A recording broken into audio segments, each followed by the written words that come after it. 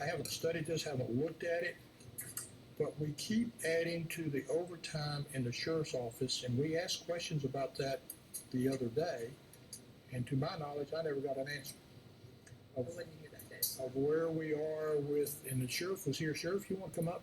I think what Please. you're talking about, Judge, is that back I in may be July, confused, but if I am, straighten me out. so on July 25th, we did increase the budget by $60,000 for the law enforcement side. The week before, I believe it was, we increased it for the correction side. I think that's what you're thinking about. And I was thinking about that, and it made me my old mind. We got a good answer what was happening in corrections. I never got an answer of why we're running so high in overtime for law enforcement. And I'm just asking. So So there's a couple thoughts, Sheriff Robert Chody. There's a couple thoughts to that, Judge. One is with the new administration coming into office, we are doing things a little differently, which, in my opinion, we should have been doing a long time ago. I think the citizens weren't getting the service they should be getting from the Sheriff's Department as well as officer safety on patrol. I think we discussed, I think it was 2 weeks ago, without giving out the numbers, we were understaffed, but due to some scheduling issues that I think that we've got a hand on now. And that's where the overtime, you're used to not paying overtime because you didn't have enough deputies out there. Now we have those deputies out there that are being doing proactive police work versus just answering calls for service. It's a short answer. I'm not exactly sure that I'm not confused about what you just said. Yeah. we would anticipate overtime if there wasn't enough people and there were openings. And I'm not sure what you said, Sheriff, on that, because if we have enough people, then I'm not sure that. So, And I know some overtime's built in. So the same argument on the jail side is basically the same argument here. When you talk about the staffing, when you have a shift, let's say the number is 100, and it's not, but let's say 100 people, and those hundreds need training, vacation, then that takes away from the shift. Even though on paper you have a full shift, you technically don't have a full shift. And then when the hours are multiplying from the last administration, then we have members of our organization losing vacation and not able to take off a vacation. But in order to fill those spots, we have to pay overtime. And not every overtime position or not every position is filled. Sometimes we still go without, but that is part of the situation. Well, I guess my question, Sheriff, is do we have a handle on it now? Yes. And you think this number is going to get you?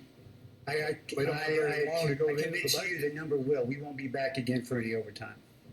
I commit that to you in open court. And well, I'm concerned about the budget for next year because Yeah. and I know that you inherited this budget. I get that, and of course I'm a proponent of everyone staying within their budget, and I appreciate the line item transfer within your budget. I'm concerned about going forward, and so what does that look like? Well, I believe the budget recommendation for overtime is being increased because I think the need has been seen. But also, Judge, to answer something you said, we had a number last week, and that number was taken off a little bit. And we said we know we're going to have to come back and ask for more due to what the numbers are reflecting with the shifts. And personally, I believe this is what we should be doing as the county, as the sheriff, to provide the services, as well as getting the training. I know Commissioner Covey, you mentioned training is important to you. We've got to be training these deputies and giving the vacation that they're due and required. Right, but those I just want to make sure those aspects are part of life for all departments typically, and it should be included in the budget. So in other words, that should not be something that, if we got the budget number right, it should be part of it, right? Right, and I think there was some misunderstanding, not due to your fault, but when you're running an organization and just allowing a small amount of people to run shifts and answer calls for service on both sides, and nothing is ever noticed about it because you don't know, That then was to keep the budget from going over. I don't know what the reason was, but one of the results of that was there was no budgetary issue because of that. Right, and I think what you're saying is that you're going to be focusing on core duties of the sheriff's department, traffic and responding to calls, right? Well, just a proactive police. Prior to this, and we didn't realize this issue till 5-6 months into office because it took me to write out. I was being told information that wasn't completely accurate, and when I was out there realizing that, I saw the lack of services that we're doing. We were literally taking calls for service and nothing more, with an occasional 3 in the morning when services were slowing down or when they were catching up on reports. That's all we were providing. Think of it in this manner. When you have a deputy going from point A to point B and they're answering a call for service, they see somebody walking the street at 3 in the morning with a ski mask and a tire iron that's known to breaking. They don't have that opportunity to stop, pull over and say, hey, what are you doing out here? We've been receiving some burglary issues out here.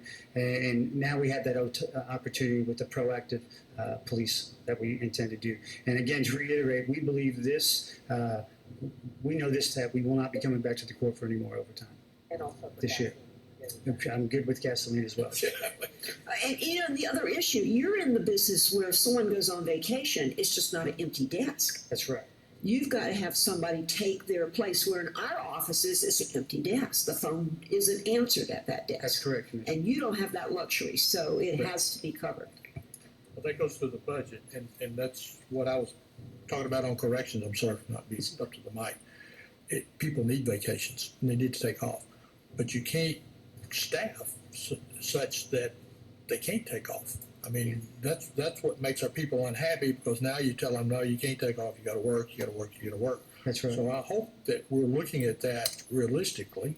And I'm not saying we need to spend every penny that you want, Sheriff. That's not my job. But at the same time, it's got to be where we're not having to make these kind of corrections.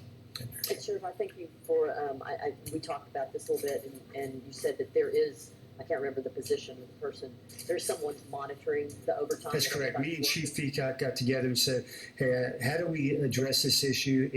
And we've taken some big responsibility in some of the holes that we noticed that maybe contributed at a very much, we still would have to come to the court, but we believe it will forecast any issues prior to even coming to the court. So. Thank you. I move we approve 13th, but 12th? Was that it? 12. I second that. I have a motion by Gaddis and a second by Cook to